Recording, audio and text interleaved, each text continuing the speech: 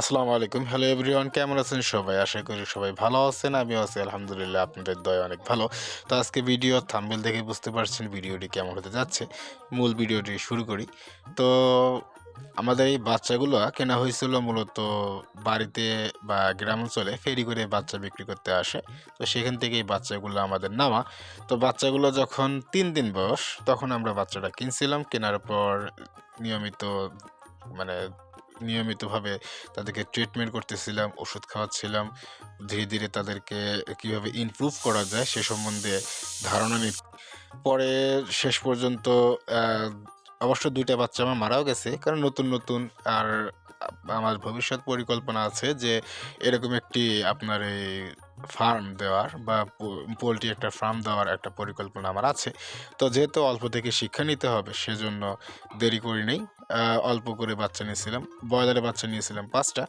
আর মোটামুটি সোনালি বাচ্চা নিয়েছিলাম আপনার প্রায় ১০ টার মতো। তার মধ্যে ১০ টার ৫ টা আমার ছিল, ৫ টা আরেকজনের ছিল। তো যাদের অন্য একজনের বাচ্চা তাকে আবার দিয়ে দিয়েছি। আর আমার যে ৫ টা বাচ্চা ছিল সেই ৫ টা বাচ্চা আমি রেখে দিয়েছিলাম।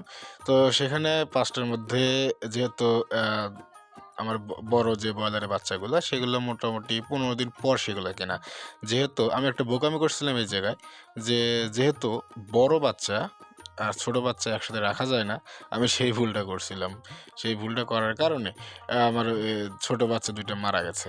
তো যাই হোক, যেখানে ভুল হয় সেখান থেকে শিক্ষা নিতে হয়। এটাই হচ্ছে নেচার। তো যাই হোক, শেষ পর্যন্ত বাচ্চাগুলাকে সুষ্ঠুভাবে আ আল্লাহ বড় করার তৌফিক দান করেছিলেন। আর এই বাচ্চাগুলা আমি এভাবে রাখছি। একটা খোপ তৈরি করছি। এই খোপের মধ্যেই রাখা হয়েছে বাচ্চাগুলা। তো যেহেতু আমি একাই খোপ তৈরি করতেছিলাম আর আমার কোনো ক্যামেরাম্যানও নাই। আর মোবাইল ধরবে কে? মোবাইলে ভিডিও করতে গেলে ক্যামেরা ধরার জন্য একজন ফোকাস ম্যান দরকার থাকে।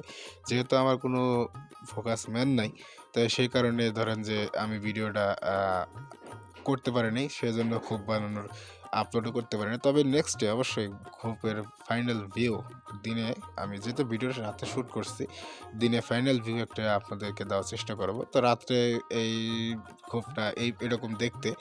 তো আমি যেহেতু শীতকাল আর বাইরে রাখছি সেজন্য বাইরে সিমেন্টের বস্তা দিয়ে টানা দিছি। আর বেজি শিয়ালের উৎপাত থাকে সেজন্য বাইরে একটু নেট দিয়ে দেওয়া আরকি। এটা সেফটি পারপাসে। তো বন্ধুরা, বেশি কথা বলবো না। আর বেশি কিছু বলার আমার মনে হয় আর প্রয়োজন নাই।